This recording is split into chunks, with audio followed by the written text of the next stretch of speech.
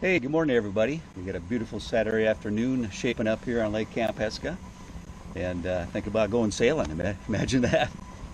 Anyway, looks like a beautiful day, and many of you have seen me sail my sailboat, but I really haven't told you much about it or given a tour at all. So I thought I'd walk you down here and tell you a little bit about it.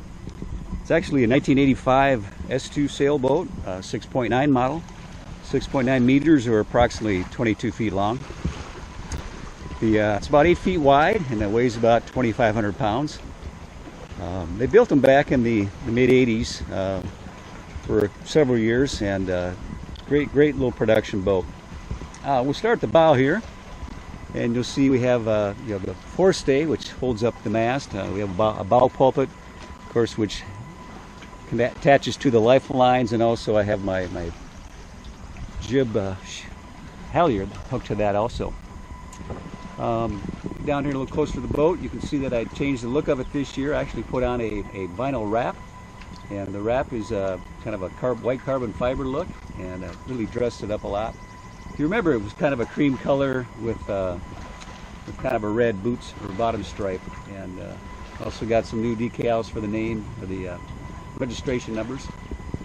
I did replace the forward hatch. It had an original Bomar plastic hatch, and I put in a nice Lumar hatch now, and that seems to do a little better job. Doesn't leak as much, or leak at all, so it's doing a super job. Moving back down the side of the boat, on each side of the mast, we have these side stays. There's two here and two over on the other side. They help support the mast. We have different lines leading back from the mast. This is the jib halyard. This is the main halyard, and this is a reefing line. And we also have a sail track down here. We run the Genoa sheet lines back here to the back, and then we also can use the winch then to tighten up that line. You'll notice the new name. If you're a Jimmy Buffett fan at all, you're familiar with the song Jollymon. And it's a great song. If you haven't heard it, download it and listen to it. It's one of my favorites. That's why I named the boat.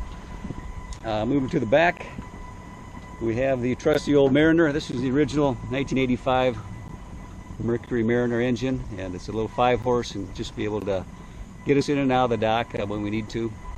Off the back of the boat, you'll see the transom hung rudder, and the white section actually does then tip down when I get out and get going. Here's kind of a view of the cockpit. You'll notice the main sheet traveler running across there, and of course the main sheet line then controls the boom up there. Okay, we're on board in the cockpit now, and you'll see that we have some instruments here. This is a Raymarine bi-data display, and it does show the depth in feet, and also your speed in knots or miles per hour. It also has temperature and log and a few other functions on board. You notice I have a lot of Velcro. I love Velcro. I can stick my drink holders there. I can stick my phone. Whatever else you want to stick there. It works out pretty good. This bag just has a bunch of our tools and winches, winch handles. Those really just pop in and help us turn the winches. We'll go down below next to give you a little shot here. Up forward in the front part of the boat, we have a V berth. You can sleep 2 people fairly easily. And there's several lights throughout the boat. I have changed those over to LED lights, so they are pretty efficient now. Got a couple Bluetooth speakers. Interesting thing about this set, you can actually sync them together and then sync it to your phone, so you basically have a stereo system with your Bluetooth speakers. So works out pretty well. The main keel, that thing draws about 4'6" when it's down in the water, and that means it sticks below the boat, and the boat draws about 4 feet 6 inches when that's down. That's controlled by this line here, and this cleat here. Once we release that, it drops it down through that cavity down to the bottom of the boat. Let's see, let's go on board. There's a lot down here. I got a little control panel. I did some upgrading on this, and added, of course, a USB charger. Charge your phone or your devices. Also a little voltage reading there, which showing 12.3 volts, so not too bad on the voltage yet. And to mention the LED lights, back here are a couple little other quarter bursts. You could probably sleep somebody back there if you wanted to. And there's another one on this side. That is my jib sail right now. Don't have that on the boat yet. Also have some safety gear, of course, the fire extinguisher. And underneath here we have some just kind of storage. There's of course the ladder and some other electronics and connections.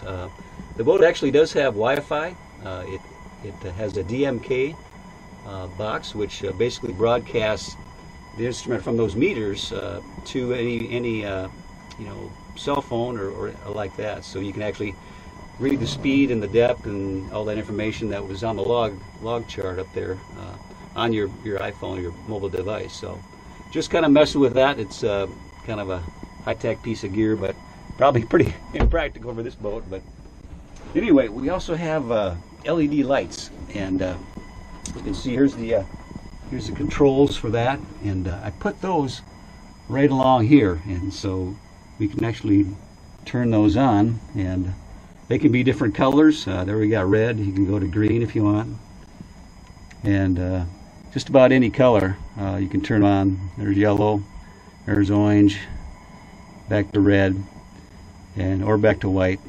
So anyway, that gives a little added light in here, and kind of a neat little feature. Move it up into the V berth, get a little better look at that. It's not too big, but I think a couple of people could get up here and sleep pretty well. You notice I don't have the hatch trimmed out yet. I got to get that trimmed up and a ring around that, but otherwise it's looking pretty decent. This is just a little ice box actually right here. We don't really use it much. I have a bunch of tools and some other devices in there, other tools and other things. So well, that's a quick tour. You could actually set a porta potty right in here too if you wanted. I do have one. I don't really use it much because we're not taking any long trips, but there's an option for that. And here's the main switch for the battery. That is right there, and I got another DC outlet there for charging. Anyway, that's about it for the tour of Jollymon. Looks like the wind might be picking up a little bit, so we'll try to get out there and do some sailing.